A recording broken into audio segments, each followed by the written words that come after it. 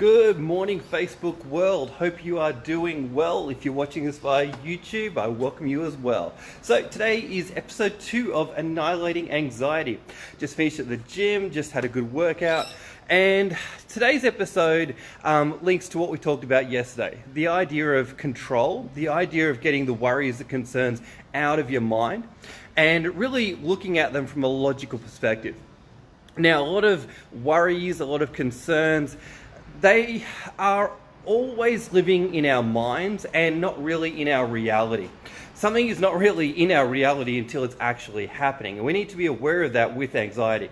So anxiety for me, as I've said, I've got this absolute amazing supplement that I've been on for the last year or so that's really helped me calm down so I can step back and look at my thoughts. Sometimes when you're inside your thoughts, you're inside quicksand, and it's really hard to step back, all right? So if you want to find out more about what that supplement is, certainly reach out, PM me, whatever.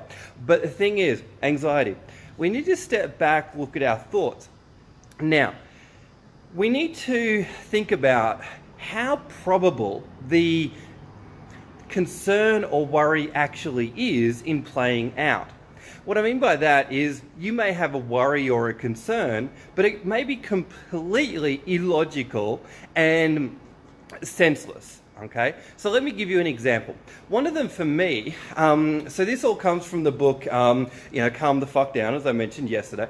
But one of them for me, one of my major worries and concerns that's been driving behavior that was illogical and senseless was, when I actually looked at it, it became illogical and senseless, was actually the worry and concern of becoming homeless. Yes, becoming homeless. I actually had a fear around that, okay? Now, when I actually identified that, wrote that down, one of my fears, concerns is becoming homeless. What I then did is I actually looked at a scale of probability of that happening. And this is a great scale that you can use. It's a scale of 1 to 5. 5 is inevitable, 1 is highly unlikely, and 3 is likely. And I'll actually pop this scale in a photo in a comment just underneath the video. But when I actually looked at this scale and the probability of that actually happening, I thought, that's actually quite unlikely. That's probably one of the least likely things that are going to happen, because before that actually happens, there'll be certainly a number of measures that I put into place, and a number of things that I could do before that actually happens. Now, see, the magic is actually identifying the worry, the concern. So, for example, one of the other worries and concerns I have is certainly about a family member passing away.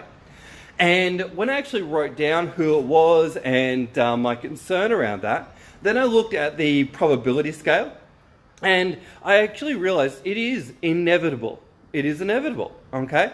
Family members are going to pass away regardless of whatever we do. There's nothing we can control around that. But actually, when I wrote that down, I'm like, okay, cool, I get it. So what can I do in relation to that?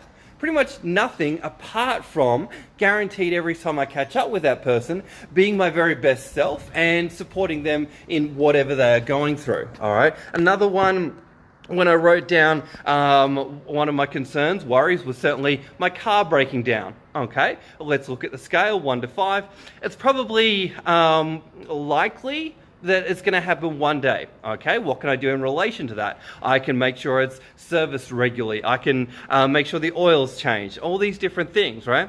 And when you actually identify your worries and get them down on paper, your anxiety slowly over time dissipates, because you realize that you are putting yourself back in control, and you're realizing that a lot of your worries, your concerns, they're not really as valid as you may have thought, okay? So I guess my suggestion to you is start to use this scale and get familiar with it.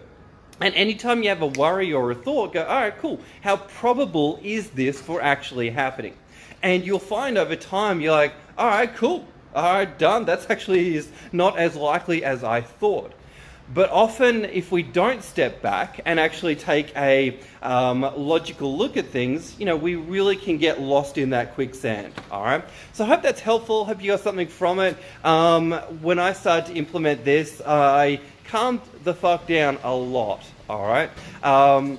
I had a concern about someone doing something last night, but then I'm like, all right, cool, let's look at the scale of that, lets me think about who that person is, and I'm like, all right, cool, well, it is possibly that on the scale, but really, is there much I can do about it? No.